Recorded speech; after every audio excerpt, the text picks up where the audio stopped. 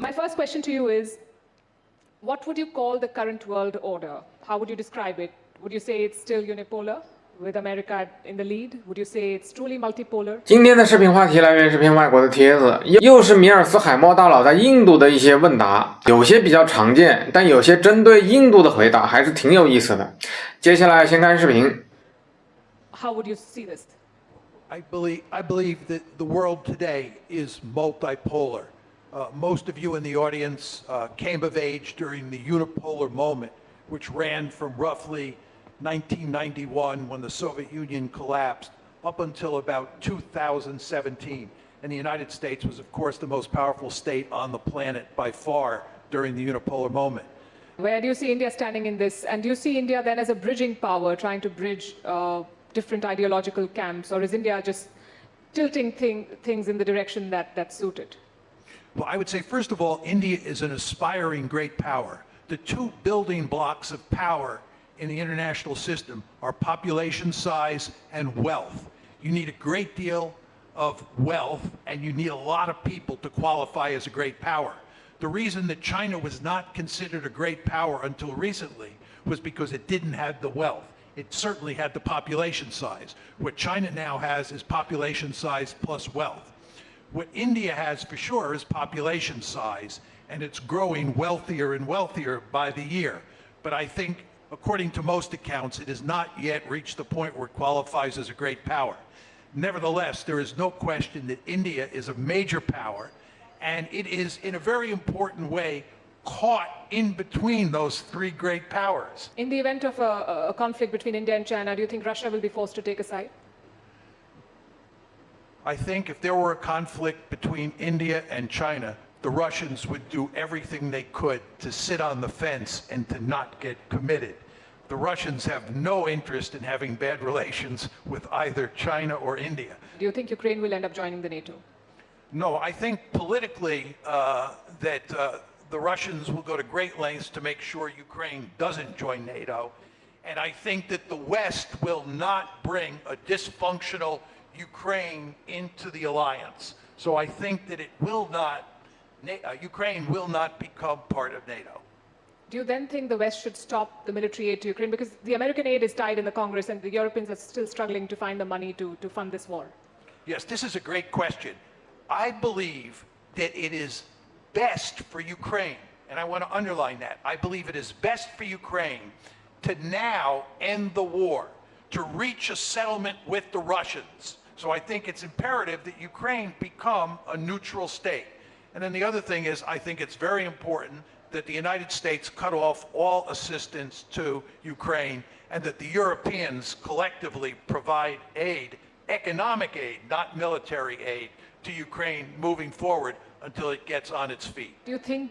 中间这里我先来吐槽一下，第一个回答，现在全球到底是单极还是多极？印度算不算一极？米老头的回答说，现在确实是多极的，但是中国以前即使有大量的人口，在没有财富的时候都算不上一极，而印度现在是肯定算不上一极的。这个回答确实是比较实在的。米老头即使是在印度，也还是比较实事求是，这也是为什么很多人喜欢看米老头的视频。但看得出来，米老头也还是有一些情商的，即使没给印度面子，但也还是找补了一下，说印度一年比一年强，印度也还算是一个大国的。实际我个人有点怀疑，印度如果与俄罗斯相邻，被俄罗斯这样进攻，在排除核武器的情况下，我觉得不一定有乌克兰现在表现的好。接下来第二个问题是，中印如果有矛盾了，在以前印度人的脑子里，俄罗斯大概肯定是要帮助印度的，但在我眼里，自从苏联之后，俄罗斯就开始逐渐没啥海外支援的能力了。很早我就认为俄罗斯只有作壁上观的选择和能力了，就更别说现在了。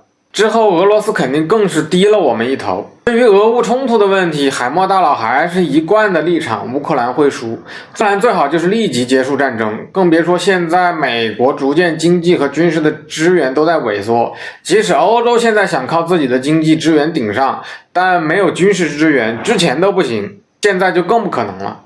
继续来看后面的视频。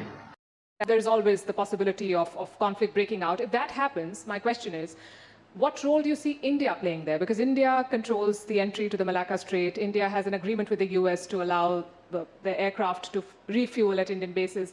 Do you think India will have a role, and will it support America militarily in a Taiwan conflict? I think that India in that event would provide indirect support for the United States. I don't think that India would get involved in the fighting.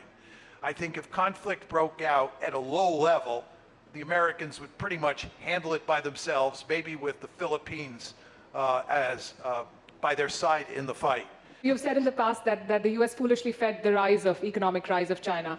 The US is now working very closely with India. Do you foresee a potential rivalry with India in the future? During that second half of the Cold War, we had a vested interest in helping China to get rich, because as China got rich, it helped us contain the Soviet Union. When the Cold War ended and the Soviet Union went away, my argument is we no longer have a vested interest in helping China to get rich. Now, let's go to the India question. At this point in time, the United States has a deep-seated interest in seeing India grow wealthier and militarily more powerful, because India can help the United States contain China. India is a member of the Quad. If China develops a powerful naval projection capability into the Gulf area, India will play a key role in helping the United States deal with that scenario. So we have a vested interest in helping India grow. If, however, China at some point in the future goes the way of the Soviet Union, China breaks up, it's much weaker tomorrow than it is today, and India continues to grow more and more powerful, you can rest assured the United States will put its gun sights on India. You see the Gaza war ending. We know that you've criticized Israel's actions very strongly, which is also a contrast with how you see Palestine versus Ukraine. But how do you see the end to this conflict? I think the Gaza war, from Israel's point of view, is a disaster. There is virtually no chance that Israel is going to defeat Hamas. So they are going to have significant resistance from Hamas. They're stuck in Gaza, and world opinion, and this includes countries like India, which favor the two-state solution, and the United States, which favors the two-state solution, are going to put enormous pressure on Israel over time to move to a two-state solution, which Israel doesn't want to do.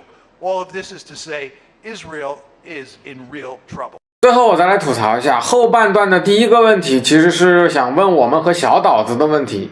印度会在其中扮演什么角色？会参与吗？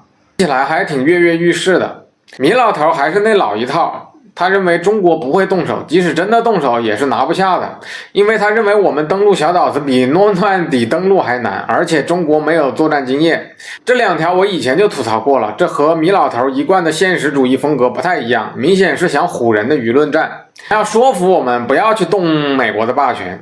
至于印度跃跃欲试的想要扮演一些角色，想要扮演控制马六甲的角色，可以说是直接被米老头嘲讽了。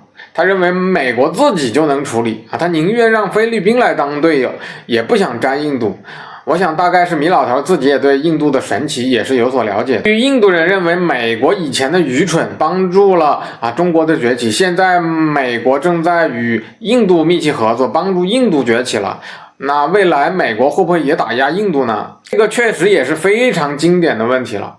据我所知，之前大部分印度的网友一直认为印度与中国是不同的，印度自认为是与西方是同类，有自由民主，即使以后崛起也不会面临美国和西方的打压。现在米老头就非常诚实的，非常不给面子的直接说了，你们放心吧，到时候美国一定会把枪口对准印度的。同时这个问题也是在评论区被嘲讽的最多的，不管是各国网友还是印度网友自己，都是各种嘲讽，真的笑死。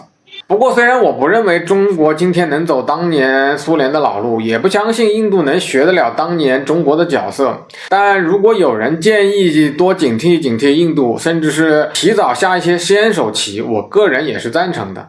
因为我个人试着带入了一下当年苏联的视角，确实很多问题也是挺棘手的，一些常规的手段的作用微乎其微，少数真正有作用的也可能就是小巴了，应该让小巴的人均实力超过印度。反正很多低端的制造业的转移几乎是不可避免的，在现在还可控的时候，真应该规划一下转移，但可惜小巴自己内部也真是太烂了。